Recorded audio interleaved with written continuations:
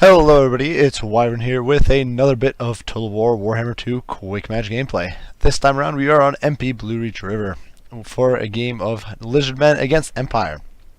So I did want to try out a little bit of a cheesy build, honestly, having tried this out against the High Elves, who obviously don't have a lot of armor-piercing shooting, so of course this could end up being a little spotty or perhaps a little more tense, but I definitely wanted to give it a shot again against the forces of the Empire, who I thought could potentially be an okay target for this. I did decide to bring Grimlock, of course. He's not bringing the Hand of the Gods, but otherwise he is maxed out. He does, of course, have the swiftness of Eitzel. He does have the Deadly Onslaught, as well as Sacred Spawning of Zodal, and of course the usual charge of Cold-Blooded. Alongside him are two Sarskar veterans who have been stripped down, though one of them does have, actually I managed to cram Fosik on both of them, and that definitely gives him a little bit of mobility. Basically it's a very anti-large heavy army.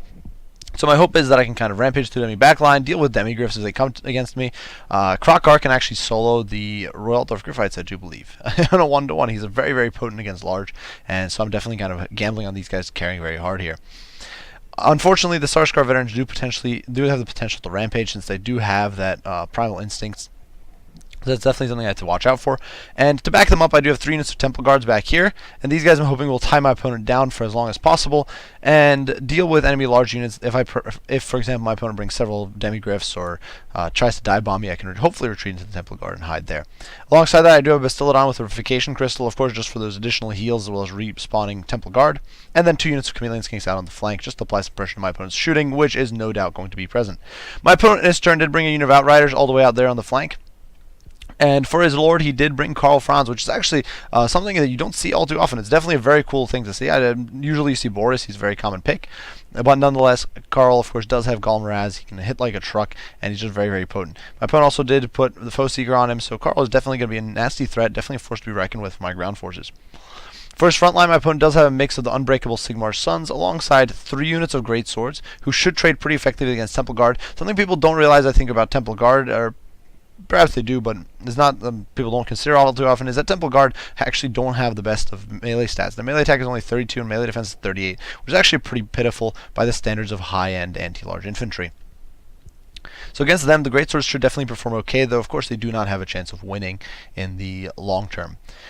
Behind that, there are 3 units of Spearmen, a Witch Hunter, which is definitely something you don't see all too often, but he does have Accusation and can dish out a lot of hurt, as well as a Jade Wizard with a Power Stone, Earthblood, as well as Regrowth. So definitely a lot of healing potential there.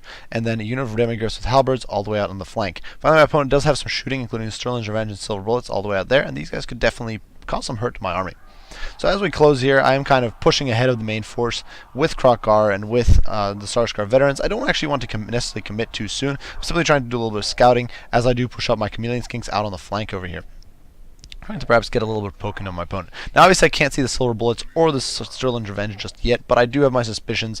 Obviously, if you can't see any shooting for Empire, I had spotted the Outriders at this point, but I couldn't. Usually, if you can't see any shooting for Empire, they probably have at least Silver Bullets, and oftentimes Sterling's Revenge will be alongside that. So we'll throw things into fast forward a little bit. My opponent does sally out with Karl Franz, and so I do retreat with the Chameleon Skinks, since we don't want to get engaged there. And so I'm kind of poking around, just trying to apply some pressure, and unfortunately my opponent does catch me here a little off guard with his Silver Bullet, so I do turn the Sarskar veteran to engage. I'm definitely kind of disengaging troop after troop to chase after different targets. Over here, Krokar is jumping in on the Sterling's Revenge. This Sarskar veteran is being hit by Accusation, and he's chasing after the Silver Bullets, and this Sarskar veteran is jumping in on the Witch Hunter, hoping to disrupt and cause some major problems. In the meantime, though, my opponent is sallying out with his Demigriffs, and my infantry is definitely a little behind the times here. I should have most likely pulled back my Sarskar veterans instead of overcommitting here. I do get a Revivification Crystal off, though, and it will hopefully help heal the Sarskar veteran up to a more reasonable level. In the meantime, in the back line, Krokar does pop all of his abilities and bails out of trouble, just trying to kind of escape the onslaught of angry demigriffs who could definitely lay the smack down on him. Fortunately for them, though, they really don't stand much of a chance against Krokar in just straight up kind of attrition fest. Krokar does a lot of anti-large damage with armor piercing, so he's very, very potent. In the meantime, the Temple Guard are diving into combat, causing some damage here, dealing with the Great Swords on all flanks. You can actually see in the extended fight over here, where it's a straight up one-on-one, the Great Swords are actually trashing the Temple Guard pretty badly, given how expensive the Temple Guard is in comparison. Out on the flanks, the Outriders have joined the fray over there, and my Chameleon Skinks are still not in the fight. In the meantime, though, Carl has dove down into the fray, trying to apply some pressure onto Krokgar, who is in the meantime kind of disrupting and messing up my opponent's back line, and trying to just deal with these demigryphs, deal with my opponent's troops here. But Krokgar is definitely taking a nasty beating here, and while he obviously won't rout, he's taking a lot of damage, and now he's taking some fire from the Sterling Revenge, as well as the Silver Bullets. So definitely a major mistake here. Obviously, it was a risk going in, but still, I'm definitely getting pressured pretty heavily. You can see the Outriders, in the meantime, they are being zoned away a little bit by the Skinks. The Skinks were forced to take a detour due to Karl Franz flying over that way, and that's what cost me the position there. My Temple Guard, in the meantime, has managed to rout off the Greatswords, but seeing that Karl over here is pressuring Krokgar and causing some massive damage to him, I do charge back in with the Sarskar veteran, just trying to apply some pressure to Karl Franz and hopefully zone him away or at least force him back. In the meantime, though, Karl is being hit by an Overcast regrowth, which is very, very expensive, but Karl has some immense bonuses. And over here, the Sigmar Sons are pressuring my Chameleon Skinks out of the combat. Over here, the Sarskar veterans are doing an okay job, but they are going to start rampaging out of control, which is a major problem for me. In the meantime, the Temple Guard is slowly but surely chewing his way through all this infantry, and you can see Karl is definitely feeling a little gutsy and definitely feeling his oats here and jumping in on Krokgar and causing some nasty hurt. You can see that handgun and shooting fire is causing immense work to my backline, or to my monsters, really. My one Sarskar veteran is almost below the 50% threshold, at which point he will start rampaging. I'm being hit by a Q's on Krokgar, which is whittling it out an immense amount. He's basically he's very, very low on HP, and I don't really want to drop cold-blooded on him because he's just so low. In the meantime, over here, the Chameleon Skinks are just trying to juke around as best they can. You can see the Temple Guard, though, are still doing some champion work, just hacking and slashing their way through all these Greatswords. Unfortunately, my Chameleon Skinks are being pursued by the Sigmar Sons, who are just applying pressure to them constantly and zoning them away. In the meantime, the first Sarskar veteran has been routed off. It is broken and is now running away. Over here, Karl is being engaged, but he has managed to successfully rout off Krokgar, and Krokgar, despite being hit by a Revivification Crystal, is not going to be able to come back. You can see my opponent actually manages to push past. I don't have anything to intercept Karl Franz, so Karl Franz with Foe Seeker is going to be able to take flight and chase down Krokgar and pursue him off the battlefield, which is a major problem for me. In the meantime, though, the Chameleon Skinks are trying to slug it out with the Sterling's Revenge, doing a pretty decent job of it.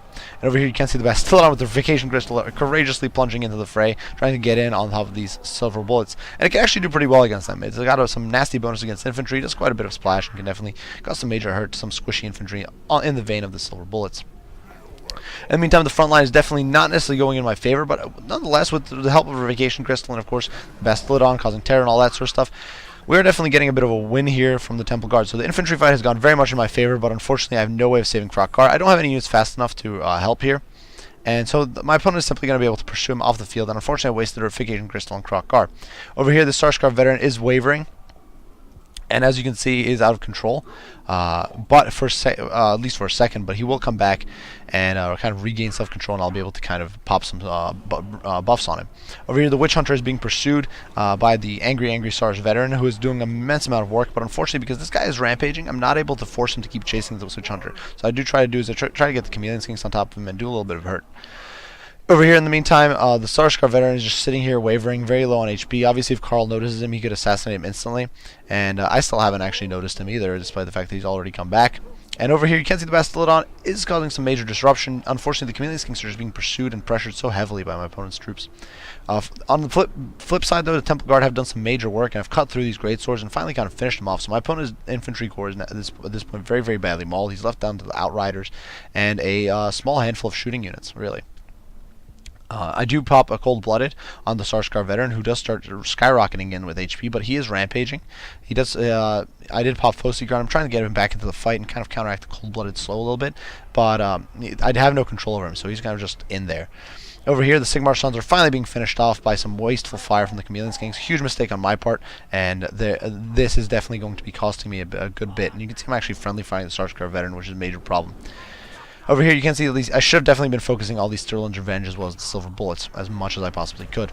Over here, the Silver Bullets are being pressured down by the Bastillon, who is just kind of smushing them slowly but surely, just crunching his way through.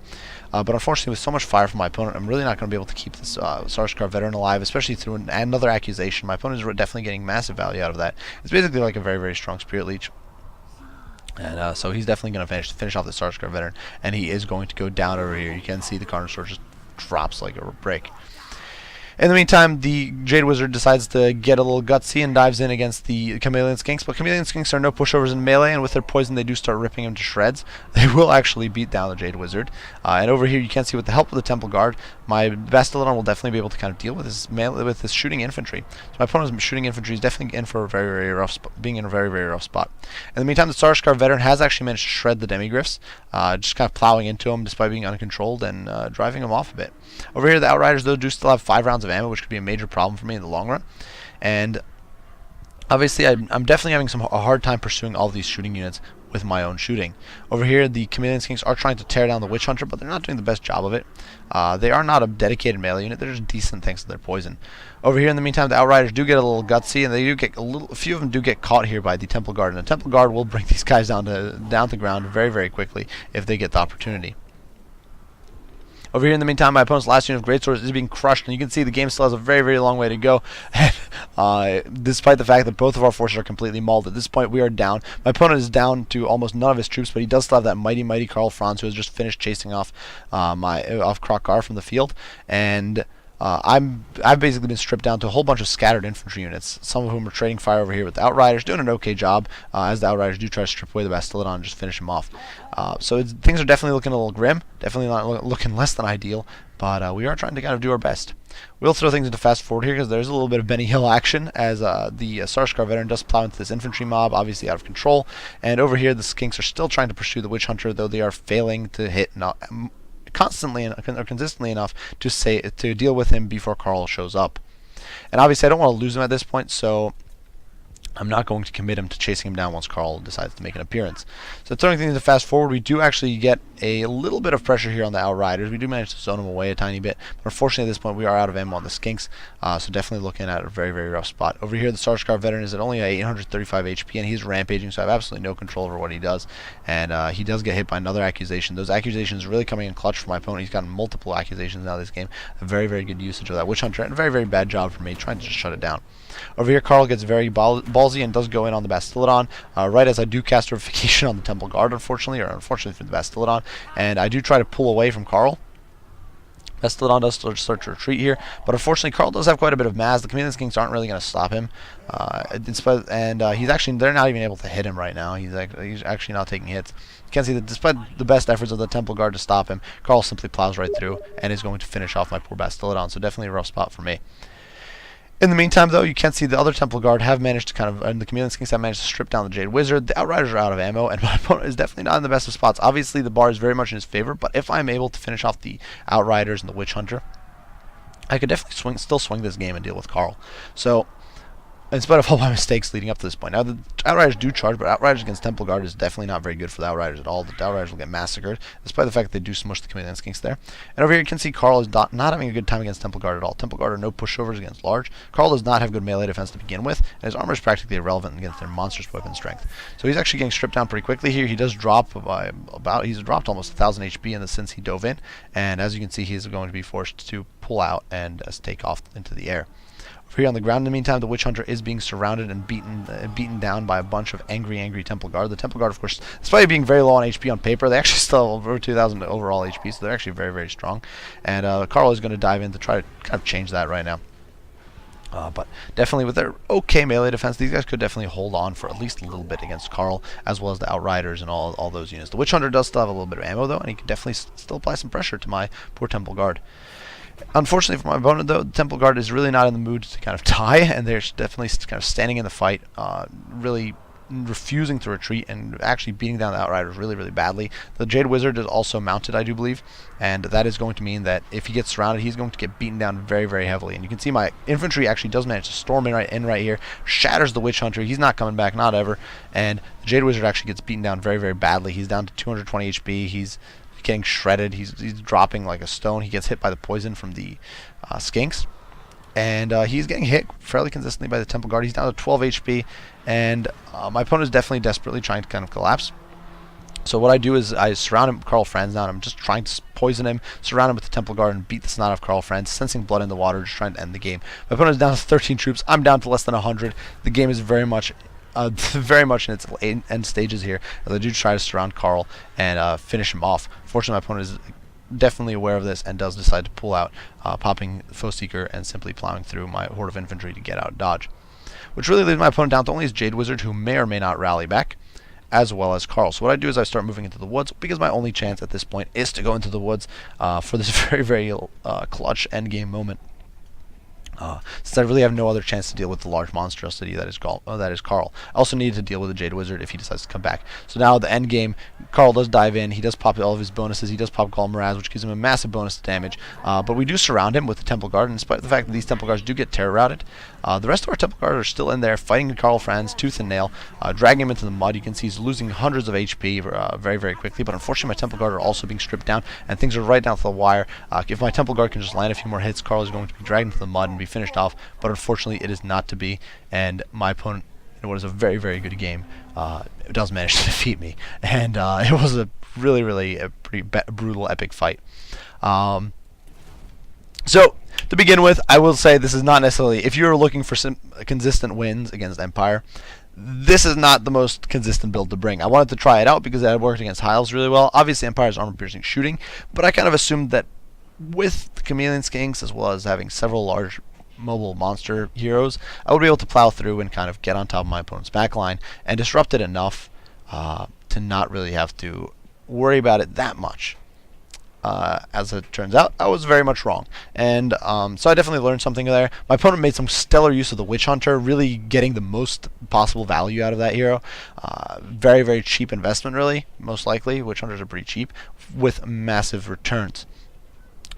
His Demigryphs did an okay job at just helping zone away my Monster Goon Squad, and his good separation on his shooting units was also incredibly useful, since it prevented me from properly shutting them down and dealing with them efficiently. The Greatswords proved to be a fairly equal match to Temple Guards, which definitely was pretty unfortunate for me.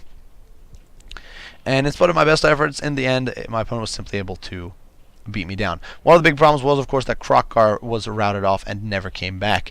And had I been able to kind of recover Krokkar, it would have been a much, much better situation for me. Nonetheless, great game to my opponent. Really, there wasn't much to say. Obviously, if I wanted to do a more consistent build, but I had done some things differently. Obviously, I should have waited. The key mistake there, I think, was that I used the Sarskar veterans and Krokkar a little too early. I overcommitted, and I didn't wait for my Chameleon Skinks to get into position. My opponent didn't have artillery. There was nothing forcing me to engage. I could have given myself a little bit more time and just waited a little bit. But nonetheless, great game to my opponent, Vaniel over here. Definitely hope to see you again on ladder, and I do hope you guys enjoyed this epic battle. If you did, be sure to leave a like and subscribe down below to keep up with additional content. As usual, guys, if you have any comments or criticism of your own, be sure to put it down below, and I will respond as soon as I can. As usual, I do appreciate you all for watching, and I will see you all in the next one. Over now.